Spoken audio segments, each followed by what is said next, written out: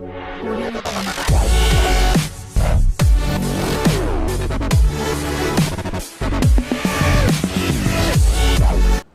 मंडळी, नमस्कार. आज आपल्या गाजलेल्या संवाद कट्ट्यावर या मल्हार कम्युनिकेशन्स प्रस्तुत हॉबी डू बी डू अर्थात एक तरी छंद असावा हे ब्रीद घेऊन वाटचाल करणाऱ्या आणि आजच्या 168व्या या भागामध्ये मी आपली भेट करवून देणार आहेत आपल्या खानदेशातील अनुभवी ज्येष्ठ दिग्दर्शक, मेहनती नाट्यकर्मी असलेले आणि ज्यांचा शिष्य परिवारसुद्धा खूप मोठा असा आहे अख्ख्या खानदेशभरामध्ये असे दिग्दर्शक, वेशभूषाकार श्रीयुत चिंतामण पाटील यांच्याशी, ज्यांना नाट्यवर्तुळात चिंतामण मास्तर या नावाने सुद्धा ओळखलं जातं. चिंतामण पाटील सर, आमच्या या मल्हार कम्युनिकेशन्स प्रस्तुत हॉबी डू बी डू या संवाद कट्ट्यावर आपलं सहर्ष स्वागत आहे. नमस्कार. मित्रांनो, खानदेश नाट्य प्रतिष्ठान ही एक अशी संस्था की खानदेशच्या रंगभूमीचा जर इतिहास यायला घेतला तर अख्खं एक पानभर या खानदेश नाट्य प्रतिष्ठाननं प्रतिकूल परिस्थितीत आरंभापासनं म्हणजे थेट 1980 पासून तर आत्ता पुढं आज तागायत ज्या पद्धतीनं ही सगळी नाट्य चळवळ राबवलेली आहे त्याचं श्रेय चिंतामण पाटलांना जातं. मला सांगा की हा आठवणींचा अल्बम असा उघडून बघत असताना, त्याची पानं उलटवत असताना काय आठवणी तुमच्या या सगळ्या प्रवासाच्या? माझा प्रवास म्हटलं ना तर खूप रोमांचक आणि इंटरेस्टिंग आहे. मुळात मी ग्रामीण भागातून आलेलो आहे आणि शहरात आल्यानंतर नाटकाच्या संदर्भात म्हणजे शाळेमध्ये असताना इयत्ता 8वीमध्ये आचार्य आत्रेंचं नाटक साष्टांग नमस्कार या नाटकातला एक प्रवेश हा धडा म्हणून अभ्यासक्रमामध्ये मराठीचा होता आणि मग स्नेहसंमेलनामध्ये तो प्रवेश सादर करावा अशी आमच्या शिक्षकांची इच्छा होती आणि मग त्या अनुषंगाने तिथून नाटकाचं दिग्दर्शनाची सुरुवात झाली तसं बघायला गेलं तर. बरं. आणि मग पुढे जाऊन अनेक मित्र मला मिळाले. खरं म्हणजे खानदेश नाट्य प्रतिष्ठानच्या संस्थापकांमध्ये माझे मित्रांचं खूप मोठं योगदान आहे. त्यात मकरंद देशमुख असतील, किशोर कुलकर्णी असतील, अविनाश चव्हाण असतील, मेघश्याम महाले असतील. आम्ही 5ही लोकांनी आधी यंग फ्रेंड सर्कल नावाची सामाजिक संस्था होती त्यात काम केलं आणि त्यातूनच 26 जानेवारी 1979ला खानदेश नाट्य प्रतिष्ठानचा पहिला शुभारंभाचा प्रयोग माझ्या स्वतःच्या गावी त्या ठिकाणी मी नाट्यसंस्थेचं उद्घाटन करून सुरुवात केली. त्यावेळेला प्राध्यापक योगेश्वर बेंकर यांचं मी मंत्री झालो ही एकांकिका आम्ही त्या माझ्या गावाला सादरीकरण केली. माझ्या गावाला तशी परंपरा ही रामलीलेची होती. रामलीलेची परंपरा असल्यामुळे माझ्या गावाला काहीतरी चांगलं घडावं या उद्देशाने अनेक मंडळी त्या पूर्वीच्या काळामध्ये काम करत होती, पण त्यांची वयपरत्वे हळूहळू ते कमी झालं. मग वर्षातनं एखाद दिवशी ते सादरीकरण गावामध्ये व्हायचं आणि त्याचं आकर्षण असायचं. असा हा प्रवास आहे आणि मग 1979 पासून हा प्रवास सुरू झाला, तो आज तागायत चालू आहे. वा, छानच. म्हणजे ग्रामीण भागातून आलेला ज्याला नाट्यकलेची आवड आहे आणि कुठलाही वसा वारसा घरात नाही आहे असं असतानासुद्धा ही नाट्यबीजं रुजवली गेली आणि निश्चितपणानं त्याला अत्यंत समर्पित भावनेनं आपण ही खतपाणी घातलं आणि आज हा वटवृक्ष झाल्याचं आपण बघतोय. बरं, मग बालपण, शालेय जीवन आणि महाविद्यालयीन जीवन. महाविद्यालय जीवनात खऱ्या अर्थानं आपण मला वाटतं आपण ज्याची मायबाप महाविद्यालयाशी संपूर्ण खानदेशभर ओळख आहे अशा नूतन मराठा महाविद्यालयात आपण कॉमर्स वाणिज्य शाखेचे पदवीधर झालात. तर काय तिथल्या आठवणी, तिथलं नूतन नाट्य मंडळ वगैरे? खरं म्हणजे त्यावेळेला म्हणजे 80च्या दशकामध्ये मी कॉलेजमध्ये होतो, परंतु 79ला नाट्यसंस्था सुरू झाली, परंतु कॉलेजमध्ये असताना मी ॲक्टिव्हिटीज केल्या नाही. अच्छा. शेवटच्या वर्षी मात्र मी कॉलेजच्या गॅदरिंगमध्ये काम करायचं ठरवलं आणि 1984 83-84 या शैक्षणिक वर्षामध्ये नूतन नाट्यमंडळ हे नाट्यमंडळ आपण सादर केलं. माझ्यासोबत तुम्ही होतात, प्राध्यापक लाहोटी सर अध्यक्ष होते, मी कार्यवाह होतो आणि आपण चिटणीस होतात. त्या काळामध्ये प्राचार्य सोनवणे सर यांनी खूप आम्हाला सहकार्य केलं. आणि मग तिथे म्हणजे 1984 साल हे फार माझ्या दृष्टीने लकी होतं, कारण मग 84 साली शासनाचं नाट्यप्रशिक्षण शिबिर होतं याला नगरला. त्या नाट्यप्रशिक्षण शिबिरासाठी माझी निवड झाली. ते होतं 10 दिवसाचं. आणि त्यानंतर लगेच सरत्या वर्षामध्ये परत 1 महिन्याचं नाट्यप्रशिक्षण शिबिर हे शासनाचं औरंगाबादला होतं. त्या ठिकाणी गेलो आणि त्या प्रशिक्षणाचा मला खूप फायदा झाला, कारण खूप दिग्गज मंडळी त्या ठिकाणी मार्गदर्शन करायला त्या शिबिरामध्ये येत होती. त्याला कारण असं होतं की ज्यांना मी माझे गुरु म्हणून प्रथम स्थान देत होते, प्राध्यापक कमलाकर सोनटक्के हे त्यावेळेला सांस्कृतिक कार्य संचालनालयाचे संचालक होते आणि नगरला ते बाकायदा संचालक असूनसुद्धा तिथे आम्हाला शिकवायला होते नाटकाच्या गोष्टीमध्ये. आणि ते ज्या वेळेला संचालक झाले त्यावेळेला त्यांनी ठरवलं होतं की जे प्रशिक्षक असतील ते नॅशनल स्कूल ऑफ ड्रामामध्ये ज्यांनी शिक्षण घेतलेले आहे असे प्रशिक्षक त्यावेळेपासून या शिबिरामध्ये शिकवायला येऊन म्हणजे मार्गदर्शनासाठी येत होते. त्यावेळेला तिथे मग आम्हाला भालचंद्र झा असतील, भारत तांडेल असतील, नंतर 1 महिन्याचं ज्यांनी शिबिर संचलन केलं ते गोव्याचे प्रदीप वेर्णेकर असतील, त्यांच्या मिसेस असतील, ते दोन्ही NHD होऊन आलेले होते. अशा मोठ्या लोकांचं मार्गदर्शन लाभत गेलं. आणि मग तिथून आल्यानंतर मग मला खऱ्या अर्थाने एक दिशा मिळाली की अरे नाटक हे सोपं नाही आहे, नाटक ही गांभीर्याने करायची कला आहे आणि ती जोपासायची असेल तर आपण त्या कलेबद्दल सजग आणि गंभीर असलं पाहिजे. आणि तेव्हापासून मग माझ्या दिग्दर्शनामध्ये वेगवेगळ्या पद्धतीचे रंगभूमीवरचे जे प्रवाह आहेत त्याचा मग मी अभ्यास करत गेलो आणि त्यातनं मग मी माझं दिग्दर्शनाचं फील्ड डेव्हलप केलं. अगदी म्हणजे प्रारंभाच्याच ह्या सगळ्या प्रवासामध्ये नाट्यप्रवास करत असताना दिग्गज लोकांची ओळखही झाली आणि त्यांच्याकडनं संस्कार, शिक्षण, प्रशिक्षण हे सगळं आपल्याला लाभलं. आणि त्यामुळे तुमच्यातला एक मास्तर घडत गेला. म्हणजे तुम्ही केवळ तालीम मास्तर नाही आहे, शिस्त, नंतर संस्कार आणि संहिता निवडीपासून तर सादरीकरणापर्यंत या सगळ्या आघाड्या समर्थपणे ज्याच्यावर वरदहस्त असतो आणि कप्तान असतो तो या सगळ्या प्रवासातला दिग्दर्शक. मुळात मास्तर आपला विषयच आज आहे की नाट्य दिग्दर्शनाच्या वाटा. तुम्ही प्रवाहाविषयी काहीतरी म्हणत होतात, तर त्याच्या अनुषंगाने वाटाही जोडून घेऊन पुढे काय सांगाल आपण? म्हणजे तसं दिग्दर्शनामध्ये कसे अनेक म्हणजे नाटकाचे जे अनेक प्रकार आहेत, म्हणजे आध्यात्मिक आहे, पौराणिक आहे, ऐतिहासिक आहे, सामाजिक आहे, प्रायोगिक आहे, बालनाट्य आहे, दीर्घांक आहेत. तर ह्या सगळे जे विभाग आहेत, नाट्यकलेशी संबंधित जे विभाग आहेत, विषय परत्वे, त्याचा अभ्यास करूनच मग माझी ती वाटचाल झाली आणि तसा अभ्यास मी करत गेलो. आणि त्या पद्धतीचे निवड अभ्यास करून थांबलो नाही, तर त्या प्रकारचे प्रयोगही करत गेलो. म्हणजे संगीत नाटक असेल, म्हणजे हा वेगळा प्रकार असून सामाजिक नाटक, ऐतिहासिक, पौराणिक सोबतच संगीत नाटक ह्याही स्वतंत्र ओळख मराठी रंगभूमीची आहे की जी जगाच्या पाठीवर कुठेही आपल्याला दिसत नाही. म्हणून ते संगीत नाटकाचा सुद्धा अभ्यास त्या अनुषंगाने मी केला. नाट्य प्रतिष्ठानच्या सुरुवातीच्या काळात आणि नाट्य परिषदेचं सारथ्य करत असताना तिकडे तुम्ही कार्यवाह होतात. हो. तर डॉक्टर कडुसकर आपल्या या अखिल भारतीय नाट्य परिषद जळगाव शाखेचे अध्यक्ष होते. तर त्यांचं योगदान सुद्धा सगळ्या तुमच्या सहप्रवासात खूप चांगलं राहिलं.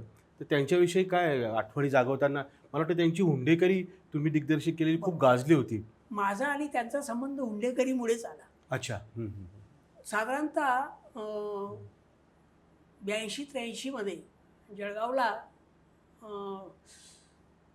भारतीय भवन जे आपलं छात्रभारती याचं महिलांचं शिबिर होतं, म्हणजे मुलींचं शिबिर होतं आणि त्यात महाराष्ट्रातून 300 मुली येणार होत्या.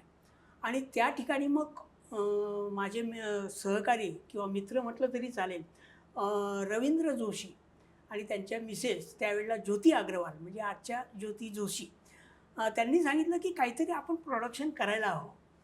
आणि मग योगायोगाने हुंडेकरी माझ्याकडे डॉक्टरांचं आलं आणि त्याचा मी अभ्यास केला. आणि ते बसवल्यानंतर त्या अधिवेशनामध्ये मुलींच्या अधिवेशनामध्ये हुंडेकरी हे नाटक सादर करण्यात आलं. त्याचं वैशिष्ट्य असं होतं की लोकरंगभूमी आणि नागरी रंगभूमी ह्या दोघांचा मिलाप त्या एकांकिकेत आपल्याला दिसतो. आणि मुळात कसं आहे की त्यावेळेला मुलींची समस्या म्हणजे हुंडा हा प्रकर्षाने जाणवणारा जी समस्या होती त्या समस्येवरती भाष्य करणारी ती एकांकिका होती. आणि त्याच्यामुळे ती त्यावेळेला खूप गाजली आणि त्याचे अनेक प्रयोग झाले. आकाशवाणीला रेकॉर्डिंगही झालं आणि चांगल्या पद्धतीने म्हणजे जवळजवळ त्याच्यामध्ये 10 मुलं आणि 8 मुली असा मोठा ताफा 18 कलावंत घेऊन आणि वादक जवळपास 5 ते 7 वादक घेऊन ती एकांकिका आम्ही केलेली होती. वा. यासोबतच दिग्दर्शक या नात्याने वेगवेगळे फॉर्म्स हाताळत असताना मग ते एकांकिका असेल, दीर्घांक असेल, फुल फ्लेज नाटक असेल आणि स्पर्धेसाठीची नाटकं असतील आणि थेट व्यावसायिक दर्जापर्यंतचं पोहोचणं असेल, हे सगळ्या ह्या प्रवासामध्ये काय चॅलेंजिंग वाटतं नेमकं? कुठला फॉर्म? तसं बघायला गेल्यानंतर फॉर्म सगळे जवळपास सारखेच आहेत. परंतु ते करत असताना वेगवेगळे फॉर्म करत असताना जो काही फॉर्म आपल्याला निवडायचा आहे त्या फॉर्मच्या मागची पार्श्वभूमी चा आपल्याला अभ्यास करावा लागतो रंगभूमीचा. आणि तो अभ्यास करूनच जर दिग्दर्शन केलं तर ते फार सोपं होतं असं माझा स्वतःचा अनुभव आहे. आणि जसं मी जळगावात आलो शहरामध्ये आल्यानंतर आधी मी जळगावातल्या रंगभूमीचा अभ्यास केला.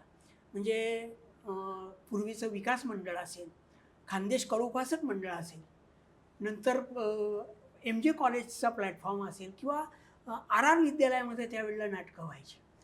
तर त्या सगळ्यांचा अभ्यास करत असताना मला खूप जाणकार लोकांचा परिचय त्यावेळेला झाला. म्हणजे प्राध्यापक मोमो केळकर सर असतील, नंतर काका पाटणकर असतील विकास मंडळाचे, नंतर विनायकराव पुराणिक असतील, शरद धर्माधिकारी असतील, म्हणजे ही जी जुनी मंडळी होती किंवा आपले सुरेश देशमुख असतील नूतन मराठाचे जे रजिस्ट्रार होते सुरुवातीला, ह्या लोकांकडनं मला खूप माहिती मिळाली. आणि मग मी असं ठरवलं की काय करायला हवं. आणि मग असं ठरवलं कॉलेजमध्ये असतानाच आपल्या नूतनमध्ये की ग्रामीण भागातून आलेली जी मुलं होती त्या मुलांचा आणि शहरातल्या मुलांचा म्हणजे भाषेवरती प्रभुत्व मिळवण्यासाठी जर शहरातील मुलांसोबत ग्रामीण भागातल्या मुलांना संधी दिली तर निश्चितच ग्रामीण भागातली मुलं या क्षेत्रामध्ये चांगलं काम करू शकतील. हा दृष्टिकोन डोळ्यासमोर ठेवून ग्रामीण आणि नागरी अशा दोन्ही पद्धतीच्या कलावंतांना घेऊन खानदेश नाट्य प्रतिष्ठानची वाटचाल ही होत राहील. संगीत नाटकाचा मगाशी तुम्ही उल्लेख केला तर शरद धर्माधिकारी सर यांचं सुद्धा योगदान आपण हो. निश्चितपणे मान्य केलं पाहिजे. त्याची काय आठवण सांगू शकाल आपण? खरं म्हणजे डॉक्टर कडुसकरांना आम्ही एकदा आमची चर्चा चालू असताना जळगावात बऱ्याच कालावधी कोणी संगीत नाटक बसवायला घेत नव्हतं, म्हणजे धाडस नव्हतं. त्याला कारण असं की संगीत नाटक आजही राज्यनाट्याला जर तुम्हाला सादर करायचं असेल तर ऑर्गनवरतीच ते करावं लागतं. म्हणजे हार्मोनियमवरती तुम्ही संगीत नाटक करू शकत नाही. अलीकडे आता परवानगी द्यायला सुरुवात केलेली आहे, परंतु पूर्वी म्हणजे साधारणतः 95-96पर्यंत ऑर्गनशिवाय संगीत नाटक होत नव्हतं. तसंच दिल्लीला जेव्हा आपल्या स्पर्धा व्हायच्या बृहन महाराष्ट्राच्या, दिल्ली सांस्कृतिक आणि सामाजिक संस्था जी होती त्या संस्थेच्या शाळेमध्ये अखिल भारतीय पातळीवरती नाट्यस्पर्धा व्हायच्या. त्याच्यामध्ये अट अशी होती की इतर प्रांतामध्ये जे मराठी भाषिक असतील त्यांनी गद्य नाटक सादर करायचं आणि महाराष्ट्रासाठी मात्र संगीत नाटक त्यांनी महाराष्ट्रीयन माणसाने तिथे सादर करावं. त्यांना प्रोज नाटक सादर करायची परवानगी नव्हती. मग तिथेसुद्धा आम्ही गेलो आणि संगीत नाटकाचा हा प्रवास मग विषयात विषय निघाल्यानंतर मग डॉक्टर कडुसकरांशी शब्दसुरांच्या रेशीम गाठीवरती चर्चा झाली. आणि मग रात्री त्यांची अट असायची 11 वाजेनंतर त्यांच्या घरी जायचं आणि मग त्या नाटकावरती चर्चा करायची. नाटक लिहून झाल्यानंतर त्यांनी आम्हाला वाचून दाखवलं. वाचून दाखवल्यानंतर मी त्यांना म्हटलं की सर म्हटलं थोडं याच्यामध्ये जर का 1-2 प्रवेश विनोदी टाकता आला तर फारच चांगलं होईल. ते म्हणाले काही हरकत नाही, मी विनोदी टाकून देतो. आणि खरं म्हणजे त्या नाटकातली जी विनोदी भूमिका आहे मधुकरची, ती भूमिका माझा मित्र त्यावेळेला संगीत नटाचं काम करत होता मकरंद देशमुख. त्याला गाणी होती, मला आवाज नाही किंवा मी गाणं शिकलेलो नव्हतो. पण मग मधुकर हे पात्र माझ्या वाट्याला आल्यानंतर विनोदी, कारण त्याला अनुभव असा होता की नूतन मराठाला आपण जे दादाभाई नवरोजी विनोदी एकांकिका सादर केली होती, त्यावेळेला त्याने माझं काम बघितलेलं असल्यामुळे त्याने सांगितलं की नाही, ही भूमिका तूच करायची. आणि मग मधुकर ही भूमिका मी त्यामध्ये करत असताना मग डॉक्टरांनी खूप मजेशीर, म्हणजे आपली लोकपरंपरा जी आहे, म्हणजे ज्याला आपण हे म्हणतो की त्याच्यात एक लिंब झेलूबाई दोन लिंब झेलू, जे पारंपरिक ह्या होत्या रुबया. अच्छा अच्छा अच्छा. रुबया हा जो प्रकार आहे मराठी साहित्यातला, त्या रुबयांचा वापर माझ्या पात्राच्या तोडी त्यांनी दिला की गाण्यासोबतच हा कसा, म्हणजे हा हौशी हौशा नवशा गौशा गायक आहे असं त्या मधुकरला पात्राला दाखवायचं होतं.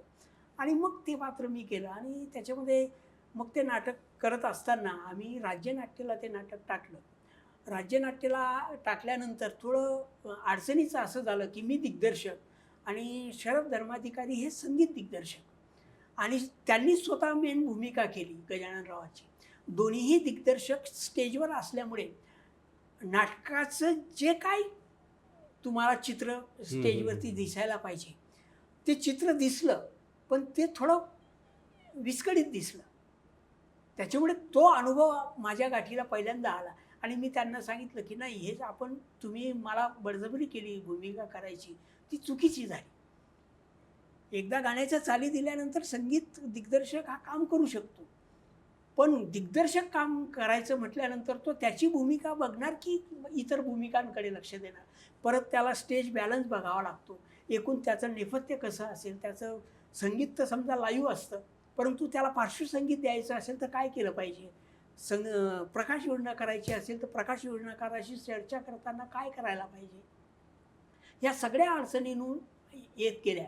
आणि म्हणून मग त्यावेळेला आम्हाला फारसं त्या नाटकाला यश आलं नाही, परंतु जळगावात आम्ही प्रयोग केला. जळगावात प्रयोग करत असताना खरं म्हणजे जळगावात त्यावेळेला मुरलीधरपंत जोशी हे एकमेव ऑर्गन वादक जळगावात होते आणि त्याच्यानंतर शरद धर्माधिकारी. तर त्यावेळेला मुरलीधरपंतांनी आम्हाला ऑर्गन वादक ज्या वयाच्या 80मध्ये, वयाच्या 80ला त्यांनी ऑर्गनची आम्हाला साथ दिली होती आणि तो प्रयोग खूप रंगला. आणि मात्र मग नंतर आम्ही मुख्य भूमिका करणारे संगीत नटही बदलले, मधुकरची भूमिका करणाराही नट बदलला आणि पुन्हा 5 वर्षांनी आम्ही संगीत नाटक राज्यनाट्याला पुन्हा तेच नाटक टाकलं.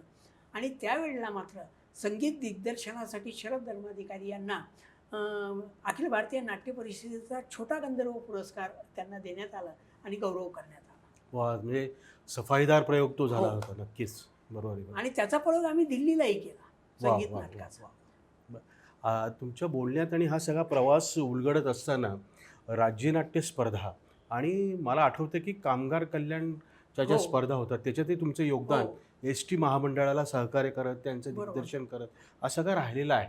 तर मग स्पर्धात्मक म्हणजे रंगभूमीची चळवळ ताकदवान होण्यासाठी, तिला वेगळी दिशा प्राप्त होण्यासाठी स्पर्धा केलीच पाहिजे असं वाटतं का आपल्याला या सगळ्या प्रवासात? कारण सातत्याने तुमची हजेरी असते. निश्चित, कारण हौशी रंगभूमीवरती काम करणारी नटमंडळी जी असते त्यांनी शास्त्रोक्त असं शिक्षण अभिनयाचं म्हणा किंवा नाटकाचं घेतलेलं नसतं. बरं. मग अशा वेळेला जो दिग्दर्शक असतो, ज्याचा काही अभ्यास असेल, त्या दिग्दर्शकाच्या हाताखाली, म्हणजे माझं स्वतःचं मत असं आहे की माझ्या थिएटरमध्ये म्हणजे माझ्या नाट्यसंस्थेत काम करणाऱ्या प्रत्येक कलावंतांना मी नेहमी आवर्जून सांगायचो की अनेक दिग्दर्शकांच्या हाताखाली तुम्ही काम केलं पाहिजे.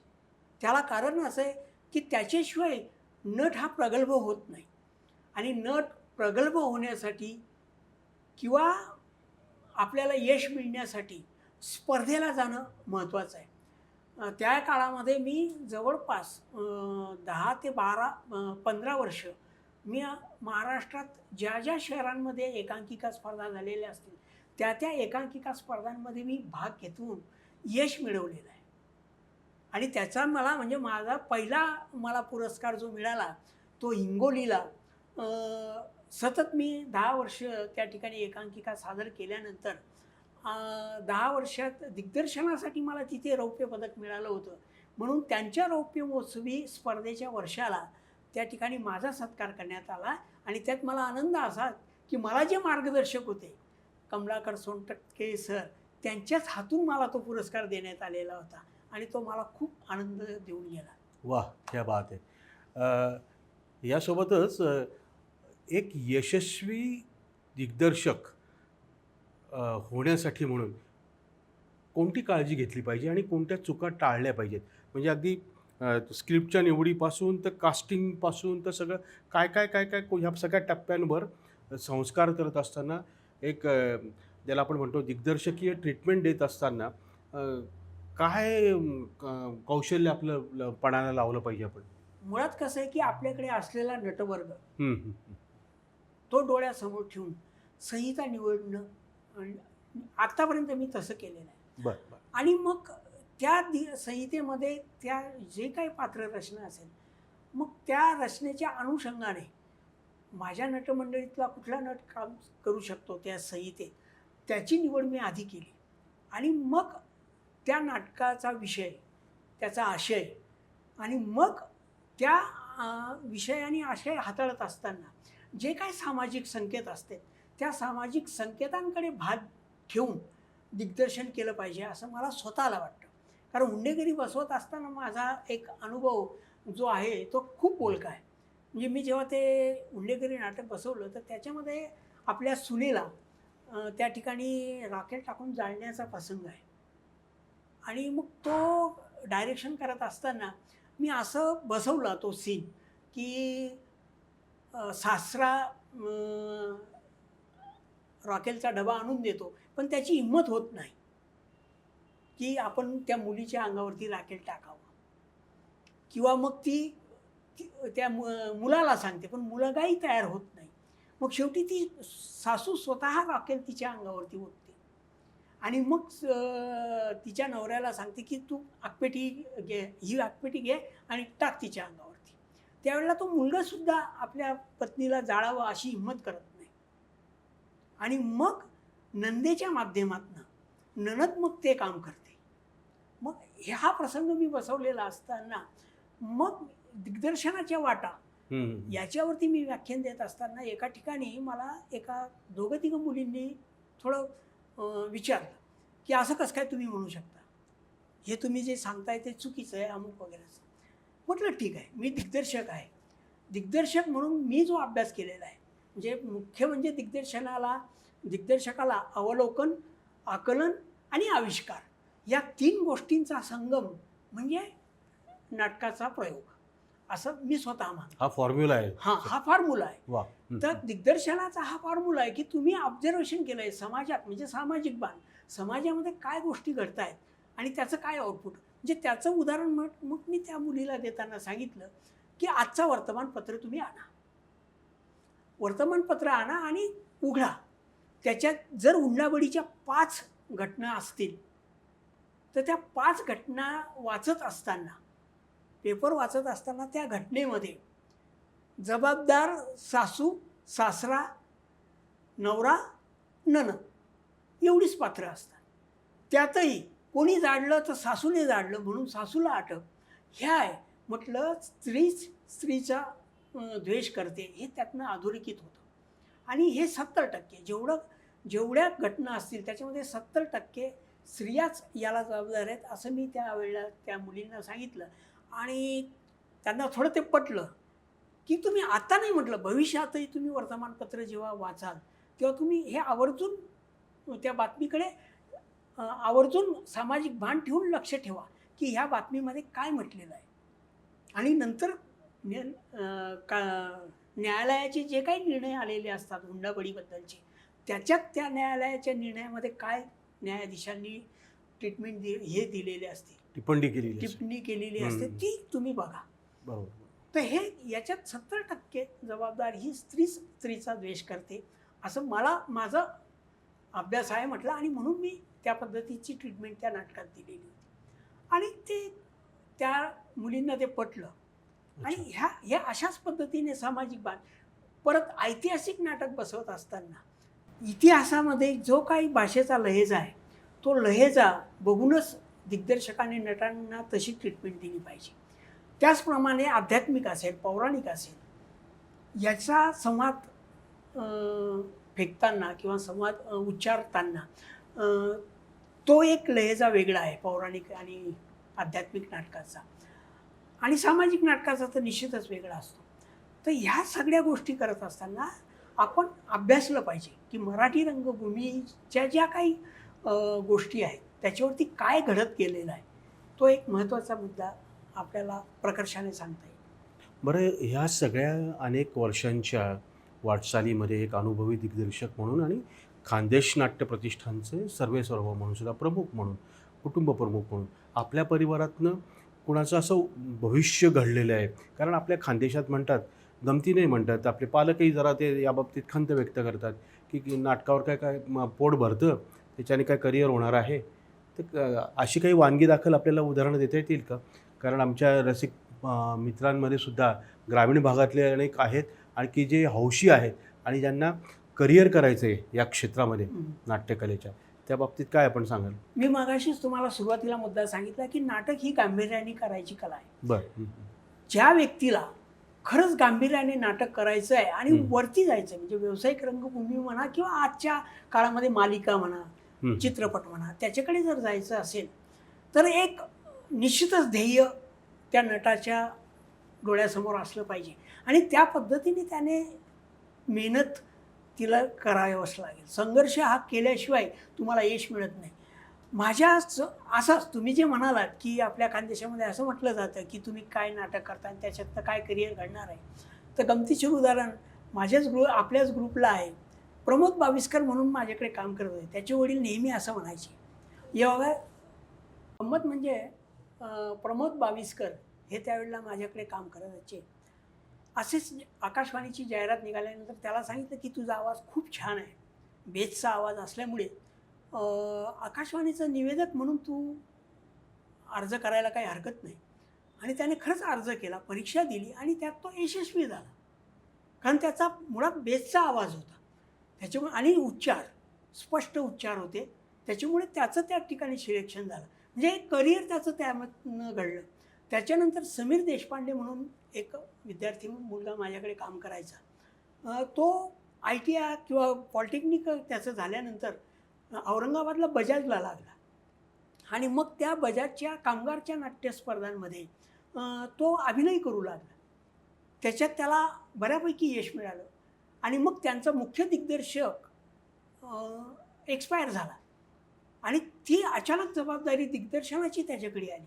त्यातही त्याला यश मिळालं आणि एवढं यश मिळालं की त्याने सरळ कंपनीचा राजीनामा दिला आणि मुंबईला गेला. आणि त्याला पहिलं नाटक मिळालं अचानक नावाचं. अशोक सराफांचा लहान मुलाचा रोल त्याला करायला मिळाला आणि तेव्हापासून तो आज व्यावसायिक नाटकांमध्ये किंवा मालिकांमध्ये काम करतो आहे. अनुपमा ताकमोघे असेल, तीसुद्धा अतिशय चांगल्या मालिकांमध्ये सध्या काम करतेच आहे, प्रत्येकजण आपण बघतोच आहोत. नंतर मेघा धाडे जी मराठीची याच्यात बिग बॉसमध्ये पहिली आलेली होती, तीसुद्धा माझ्याकडे काम करत होती.